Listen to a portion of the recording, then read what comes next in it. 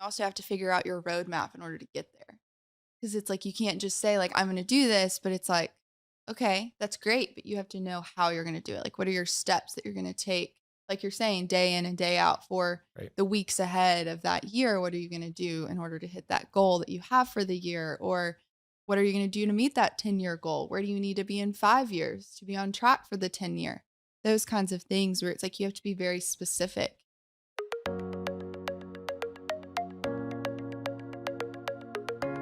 Welcome to a Wiser Retirement Podcast, where we believe the best financial advice should always be conflict-free. I'm your host, Casey Smith. Guiding you to financial freedom today are my co-hosts, Missie Beach, the world's best financial planner, and Michaela Dowdy. I don't have a nickname for you, Michaela. Superstar. I call you Superstar all the time. Superstar Michaela Dowdy. And today we're going to be talking about how to prioritize financial goals. I love goal setting and achieving goals. I'm really bad at celebrating them, but I do like slaying goals that we set. We like cake here. We do. That's true. We love to eat cake. That's true. They call it the Wiser 15. So It's when you get hired here and realize that all the little celebrations we like to do for people. Needs like a disclaimer in the In the job contract. offer. No, I'm not telling anybody that. Who You wants to may add gain 15 pounds? 15 Nobody. But you eat well and celebrate fabulously. Yes, that is true. That is very true. All right, let's hop right into this. So, I have a book that if you're a business owner, you should be reading this. It's The 4 Disciplines of Execution. Sean Covey is I think the leading writer on this. We'll put a link to this in our show notes, but it was really changing. It really changed our mindset here at Wiser many, many years ago when I first read it. The book's been around for a while. But when you're setting goals, I don't want to steal your thunder, Michaela, because I need you to do a lot of research on this. But when you're setting goals, you have to dream. You have to be thinking, man, what do I want in the future? And I think that to achieve a goal is never easy. If it was easy to be successful, everyone would be successful. It takes sacrifice. You sacrifice friendships, relationships. You sacrifice a lot of things in order to go after what it is that you want. And it can be very rewarding. It also can be very lonely. And so it's what I try to tell my children. My daughter is 16. She struggles a little bit with friends at school. She's doing really well in the horse world, but this girl has goals. She has set goals. She's after those goals every day. She doesn't tolerate the high school drama and all the backstabbing of high school girls and et cetera, et cetera. She can run faster than the boys. So they don't want to hang out with her because she makes them look bad, So you just have to understand that most of the world is not on a mission. And that this podcast it says financial success, right, is intentional, right? That's a whole theme. Absolutely. And so you have to understand that you're not going to operate the same way that other people do. That if people are looking at you like you're a little weird, it's because, not that you are, but it's because you're different. You're just using your limited resource of time more wisely. Yes. And that's the key to it all. Yeah. Because you see an end goal where everyone else is like, I don't know what I want to do. I don't know. Yeah. Or they get a job and they go in at 9, they leave at 5, and they don't really care about promotions or anything like that. They're just living day to day. Treading water. That's how I think 95% of the world's going to work. So if you're going to be setting goals and going after things, you're going to be different. And you got to understand that being different is okay. Yes. That's how you get ahead. Having the vision mindset for sure. So let's talk about the mindset of goal setting, Michaela. Yes. So first thing, really going into the 4 disciplines of execution, like you were just talking about, is focusing on the wildly important. Because really it is something that if you're being so bogged down by a million different things, I've actually heard people that they'll start their day by writing down basically a word vomit of everything that's in their head for the day. of like, these are all the things I need to get done. I need to do the laundry. I need to go buy Walgreens. I need to go to work and meet with all these people. And I need to make sure this goal's done, da, da, da. And it's like, they word it all out and they're like, okay, but what's important? Like, what do I actually need to get done today? Because all of that's really overwhelming to the point you're not going to be able to get it done. Because it's like your brain is so like, I got to get this, this, this, this, this. So it's like once you finally prioritize those, then you can really sit down and be like, okay, my top 3 priorities of the day are, you know, I need to meet with these clients. I need to work towards making sure we're meeting this goal in this way. And I need to go buy Walgreens, you know, like to get my life-saving medication. Literally. And it's like, once you put it into those 3, like your top 3 of the day, then it's like anything else you touch is just icing on the cake. Because it's like you got your top 3 done. I like that. And so it's focusing on those wildly important tasks, even if it is just the day to day, because really it is taking those steps day by day to get to the big goal.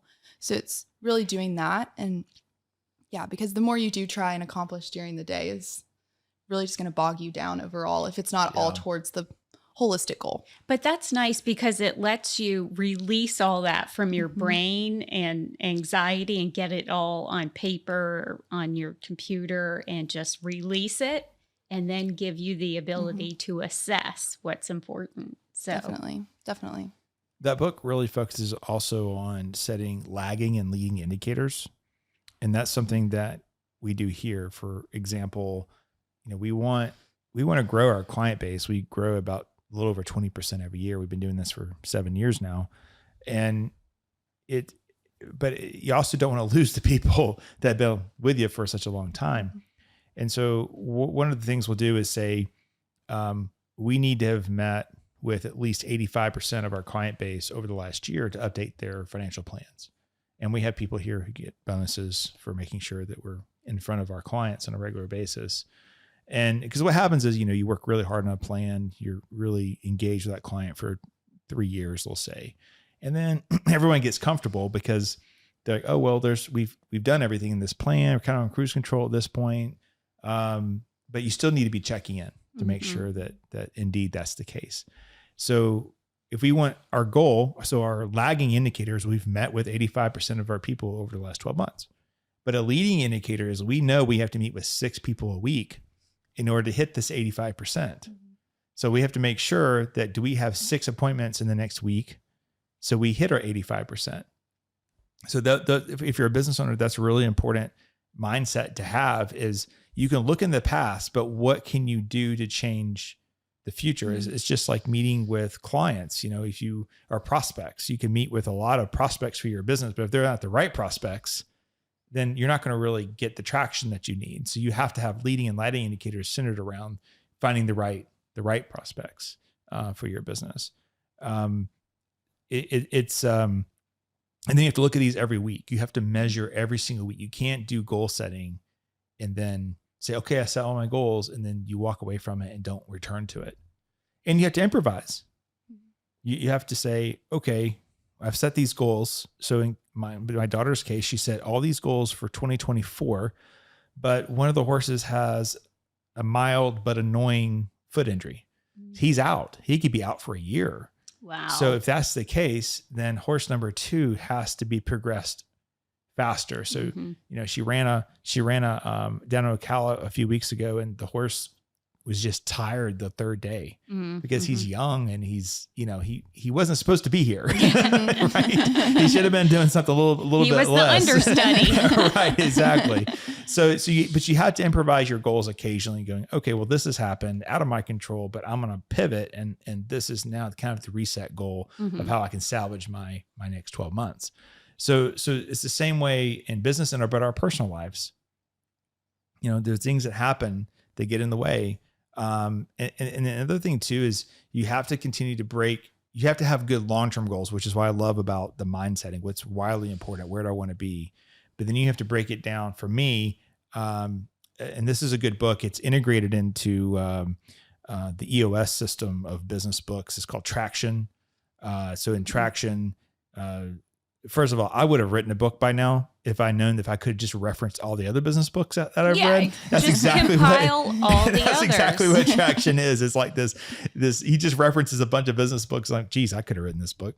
But he did it in a great way. So the idea is that you have a 10-year vision, which is your wildly important goal, but then you set a 3-year goal, and then you set a 1-year goal, and then you have weekly goals of the rocks you have to move to get to the 1-year goal. Right. So for us here at Wiser, we know what our shortcomings are and where they are technology wise. And once again, we have to implement this, so for the last week, our Mac computers are now back into this hub that we can make sure our computers are updated and virus is updated. And we're doing all these things that we need to protect our computers. Right. And that was a rock for me to move for that week in order to get there. So that kind of transitions us into how do you set a goal? You say, I want to be wealthy one day. Is that how you set a goal? No. You really need to be specific in how you want to measure these goals. I want to win the Olympics. That's what I want to do. Really? That's what you're going to do? Well, that's what some people in my household say. That's true. But you can't, it's a dream, I guess. It'd be cool to do that. Well, it's like a starting point. Yeah. And then you have to refine. Yes, it's your dream, but then you also have to figure out your roadmap in order to get there. Because it's like, you can't just say like, I'm going to do this, but it's like, okay, that's great. But you have to know how you're going to do it. Like, what are your steps that you're going to take? Like you're saying, day in and day out for the weeks ahead of that year. What are you going to do in order to hit that goal that you have for the year? Or what are you going to do to meet that 10-year goal? Where do you need to be in 5 years to be on track for the 10-year? Those kinds of things where it's like, you have to be very specific in those and make them to where they are. Like, I mean, I always love the SMART goal concept. I've used that a lot. You have to be smart about it. You have to be smart. Exactly. You have to be smart about it, because you can't just say, I'm going to set this goal and think it'll just come true because you put it out into the world. I know we're all about manifesting in my generation, but that's not necessarily a thing. You have to put in the work behind it in order to make it happen. And so it really is having those like SMART goals that are specific, measurable, achievable, relevant, and are on a timeline. And so it's great acronym. Yes. I didn't come up with it. I don't know who came up with it, but it's a great one. And genuinely, if you can meet it to where all of your goals really refine that formula, then they become a lot more achievable and a lot less of a dream. It's more of a plan of success. One thing I'll note that you didn't say, Michaela, is what happened in the past. You said, okay, from here on, this is what I'm going to do. And a lot of our clients that come into us still want to beat themselves up over what they did or didn't do, for the last decade or 2 decades. And we have to really reset that mindset, that erase all that, because it doesn't matter, because you can't redo the past. Like, okay, let's start with today and figure out and map your new plan and set of goals, because you can't redo savings that never happened, and you can't undo a bad investment with high fees. So don't beat yourself up. Let's just start over with the positive mindset and get these SMART goals in place, but just don't waste the time and energy over trying to rethink how you could have better done your whole financial plan. Exactly. So it's kind of like playing a competitive game of golf. You have to have a very short-term memory about the past. Yep. Next hole. Yeah. Or next shot even. Yeah. Just get, yeah, you're right. just get to the next shot. It's negativity can really sneak in. Yesterday I was caddying for my son in the US Open qualifier. It happens to be at our home club. He did not qualify. He shot 4 over. I think he had to be 2 under to qualify. So he missed it by 6 strokes. He's not playing his best game right now. He doesn't need to be. He's headed to a great golf program. He's got 4 years to develop his game, but the ball ended up in a divot on one of the holes near the end of the round. We just needed a few more birdies. We weren't completely out of it yet. Yeah. And he's like, the ball's in a divot. He kept saying the ball's in a divot. And finally, I'd kind of kept myself together pretty well for the round. But finally I looked at him and I said, you can choose to be the victim, or you can choose to send this ball to wherever it is that you want to send it. Mm-hmm. and he just kind of stand there and looked at me. He's like, I don't know where it's going to go. It's in a divot. First of all, I looked at the ball. It was not in a deep divot. Yeah. It was a very shallow divot. Very playable. And I just looked and said, you can choose to be the victim, or you can choose to send this ball to wherever it is that you need to be sending it. It was like Legend of Bagger Vance, I felt like I was Will Smith, Conjure it up. That's right. He says, yes, sir. Yes. Okay. Yeah, you gotta find your swing. so yeah, he and again, I think maybe I'd helped him, but I have no idea. He's 18. He'll probably, if he was here today, he'd say, yeah, Dad, that didn't help me at all. But of course he'd never admit it, but it did. Yeah. 4 foot from the hole. Oh, see? Yeah. It helped. Yeah. I was like, all you got to do is just come down on the ball. Like you pick a dimple on the back of that ball and hit that dimple instead of taking this, he takes these huge divots normally. And yeah. And he hit it perfect. He's like, oh, that was a terrible shot. Oh, yeah. They never like and they never like their own shots, but it's just a life lesson right there. It's like, man, don't choose to be the victim. Mm-hmm. Bad things happen. They happen to us.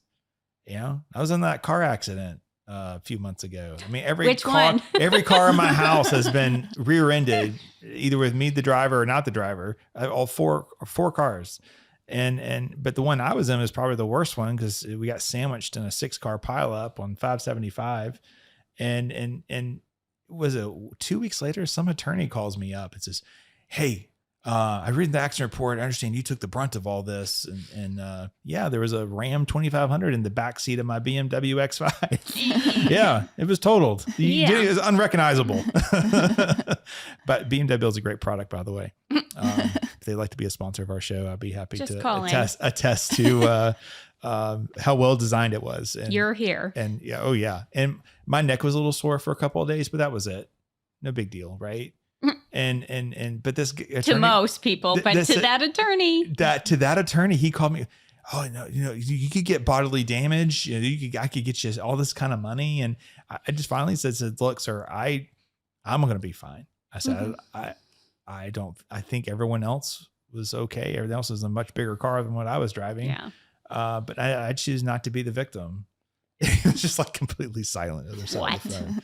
He had never heard that retort. never heard someone say, did choose not to be the victim.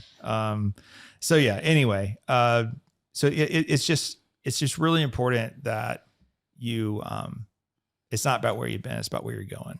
And that's the same thing. It's like after we turned the front 9, he was 1 over, he's 1 under at one point during the front 9.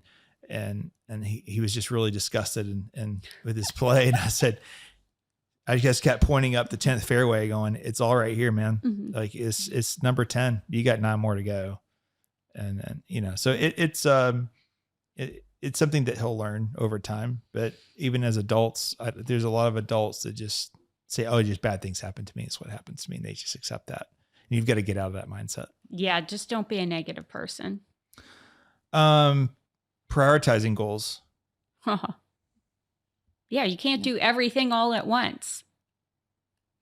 I mean, right. People think when they get here, like, oh, we have to fix everything now. Yep. But there's just no way to do that. We have to do it in stages. From a planning perspective, I never give anyone more than what I think they can realistically execute. Mm-hmm. Exactly. And we've had plans before where I've said, this retirement plan is not going to work. It probably won't work for a couple more years. So I need you to go focus on doing X, Y, Z. And then we're going to come back and we're going to revisit this. And then it'll probably be working fine by then. Right. Yeah. And mostly that goes for business owners who are doing startups. Mm-hmm. I'm not going to show you a plan because your company's worth nothing.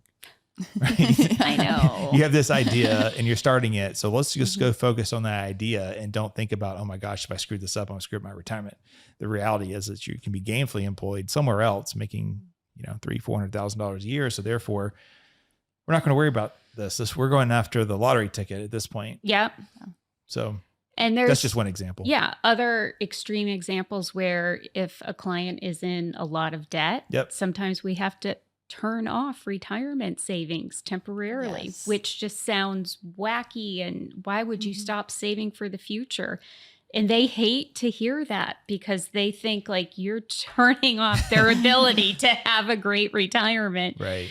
But then you have to sit back and explain the whole, paying money to others versus paying yourself. And so we go through that whole Mhm. thing, but it's all about the priority of checking off Exactly. these items. Right. And it's like going through, I feel like that spreadsheet when we're walking through like our debt management clients where it's like they see the spreadsheet of like, oh, when this is all paid for, I'll have an extra $5,000 a month I know. that I can save. Yeah. And it's like, yes. And Then it's like, oh, okay, then yes. Like, Sign me up. Okay. Sign me up. We've Right. got it. But that journey could be 18 months or longer. And so True. that's where sometimes, again, you have to be different. Why are you not eating out as much? Why are you not taking these big Mhm. vacations like all my friends? And reality is that's probably mostly on credit cards. So you have to be understand that you're going to be different. Dave Ramsey has a saying, live like no one else today so you can live like no one else tomorrow. I think that's very true for younger people today. You have to live like no one else today so you can live like no one else tomorrow. Yes. Because I feel like there is a lot of like this pressure for a lot of people that are in their 20s and their 30s to be going on all these extravagant vacations. And there is like something to be said about enjoying time with your friends and your family and going somewhere that's nice. Do not deprive yourself of that. But also it's like trying to compete with the Joneses on going to Europe every year when you work on a salary that's 5 figures is just not, unless you are doing some good travel budgeting and you are really setting aside money every month to make that goal work, you're going to be kind of living outside of your means normally in that process. And so it's really just learning to say, that'll be something I can do later, but right now I need to focus on this. But then it's doing the later is tough because I think a lot of, people are like, well, I need to do it now because I'm not guaranteed later. And when you're in your 20s, you're probably guaranteed later. Mhm. Because later's in your 30s, right? Or your 40s. Or even your 40s. But or your 50s. I would say in your 20s, my advice to everybody is go kick ass in your career. Go be the best in your career because that's how you get to 6 digits by the time you're in your 30s. Yes. And that's just the part that I think people shortchange. Some people just live for today. That's what's gotten shifted. You're absolutely right. Like the live for today because we might not have tomorrow. I was doing dual career. I was flying airplanes in the middle of the night and building a wealth management firm. So I don't talk to me about. I think it's COVID that we have to. You think that's when it changed? Yeah.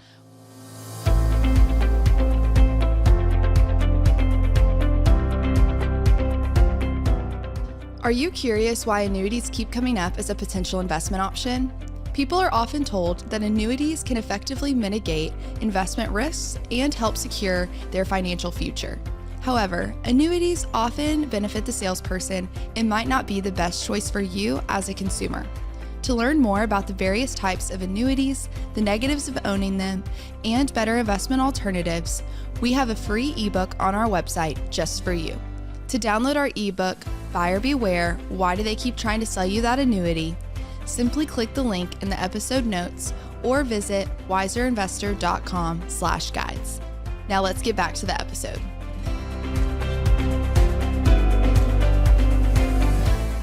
So prioritize setting the goals. So there's a book, it's on Dave Ramsey's reading list. It's kind of a silly book, but it's called Rhinoceros Like Success. I have this small picture above the door of my office of a rhinoceros. No one ever really asked me why I have that actually. But the rhinoceros is charging down because that's how they charge. They charge at one thing. They focus on one thing and charge their hard. Horn. The horn down, charging at one thing, not just running around like crazy. You never see a rhinoceros. Well, I don't see that many rhinoceroses, but the ones in the nature shows that I've seen. I think you're supposed to run in a zigzag to get away from a rhino too. I think just like an alligator. So the idea is that you have that priority list and you're knocking things off. So when you're setting your goals, you need to have your big goal. And then all the little goals are associated toward achieving that big goal, right? I think that's really important. So let's kind of bring this back to finance for a minute. And let's talk about if we were setting financial goals, what's the order of operation? I think you have it's kind of almost how you have your PEMDAS back in school of you have an order of operations to an extent that we all kind of follow in the financial industry of making sure your debt's paid off first, like we talked about earlier, because that really just is going to make your cash flow a lot more available for the other goals that you have. And so going ahead and analyzing your monthly cash flow and building your debt reduction plan to figure out what even more you could even be putting towards your debt, whether it's you get a bonus at work and it's hey, where should I put this? And it's go pay off your debt. Yes. Because that's where it needs to be going. You're not necessarily going to get the best reward from the market compared to what it's going to happen if you just put it towards your debt. That's guaranteed return. Exactly. Because you're not paying 29.99% to the credit card. If you got a Sky Miles card with money that you owe, that interest can be awful. Just go buy a ticket on Delta. I know, right? Exactly. And once you really have your debt paid off, it's building that emergency fund and making sure that you don't have to go to the credit card again when you have a really big expense. Instead, it's, oh, we have an emergency fund set aside for this specifically. For, the car broke down, we need to buy a tire. Those kinds of things. You're no longer having to put that on the credit card to then let it go over month after month until you can get it paid off. It's, okay, we already have this set aside. And that's really going to help. And then really, if it's something where you're not going to need it really soon, or you will need it soon, but are able to have a day or two lag, then having that in a high yield savings account, especially in one of the online banks, is huge because you will still be getting that return on your money compared to if you just had it sitting in the bank. But once you have that, that's when you get to start saving for retirement, which is where all of our clients are really focused on and wanting to begin to build those contributions up and focusing on contributing to your 401ks, your 403bs, brokerage accounts, all of that in order to really meet that goal. And even, for sure meeting your employer match. But like Missy was saying earlier, sometimes you do have to step away from retirement savings in order to achieve the other top two to make sure that you're holistically financially moving forward and moving towards success. Then after that, you would do college savings. If you we got to develop a college saving strategy. Some people have none because that's their intention. Some people are going to fund a little bit. Some people want to fund all of it. So it depends on how important that is to you as a family. And then my favorite one, which I seem like we talk with clients the most, is opportunity money. You've already checked the box for retirement. You're going to have a well-funded retirement. Then what do you do with the extra? And opportunity funds are just for that. An opportunity could be a second home you purchase, third home you purchase, could be travel money in retirement. It could be money that you just end up living on because savers tend to be savers. Hard for them to spend money. So it could be that you live on that opportunity fund for maybe the first 10 years of retirement and you convert IRA to Roth. Like right? that. So now we're able to pass to the next generation Roth tax-free Roth money. So there's just a lot of things you can do with opportunity. That's why we don't like to say the house fund or whatever. We just call it the opportunity fund. And it's invested a little bit differently than maybe your retirement money, depending on how soon you think you'll find an opportunity. So I kind of see an acronym developing here, like PEMDAS in academics. I think we have DERO, debt, emergency, retirement, and opportunity. We should trademark that. And then DERCO, if you add college in there, DERCO, if you need college before opportunity. But it's just, you got to approach it in that order to make sure everything's secured. And the good thing is if you're putting your retirement savings on hold to pay off debt, it makes you a little anxious because you are not saving for your future. So it makes clients really accelerate the debt payoff. So lights a fire. Yeah.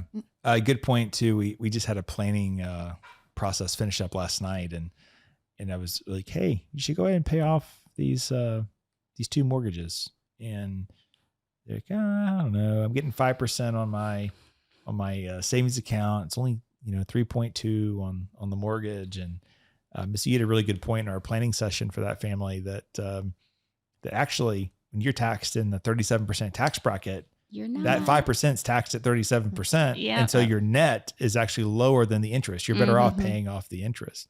Exactly. So the bottom line is that we coast into retirement. I think they had 4 years to go, but you coast into retirement debt free, if not so before then. And the importance of being debt free has so much to do with financial freedom, because maybe you need to take an early retirement for some reason. Maybe maybe there's a lot of turmoil either in your life financially or in just stuff, COVID, market crashes. And I just find that the people who are completely debt free just have a peace about them. Oh yeah, definitely. That really, it's not that they're untouchable. We're all touchable in some form or fashion, right? But just that they go through life a little more confidently when there's large market swings, because they like, well, the house is paid for. If I had to, I could drop my income down to my utilities, which they would never have to do that. But it's a good place to be from. And if you have low debt, it's probably zero chance of having zero debt in your 30s and 20s. But if you have low debt, meaning just your house, maybe even just an automobile, but you don't have the credit cards and the college loans and all those things. When it comes to changing jobs, you have more options because you can wait out longer for the better job, where other people just need a job because they got to pay those bills. Yeah. So that's the importance of having a good amount in savings and then having very little going out. So. All right. Bottom line is I get fired up about setting goals. So if you're trying to set goals and have questions, call me, email me. I'll give you a pep talk. We'll give you an acronym and a pep talk. There you go. We'll talk about how to get out of that divot and park that ball next to the hole. Don't be the victim. Bringing people into your goal setting. All right. Good chat. Thank you, ladies.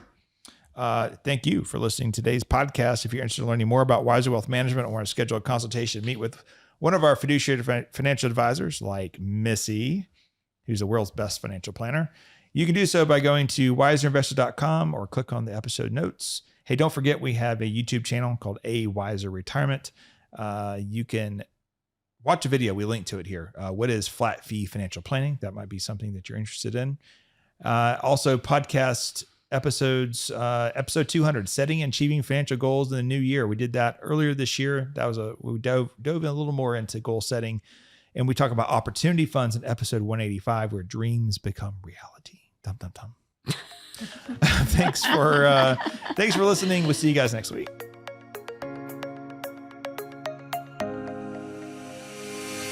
Thanks for listening to a Wiser Retirement podcast. We hope you enjoyed today's episode. Make sure to subscribe wherever you're listening. That way you don't miss any new episodes. We'd also appreciate if you could leave a rating and review. If you have any questions about anything that was discussed today, head to wiserinvestor.com and reach out. This episode was produced by Edward Resendez.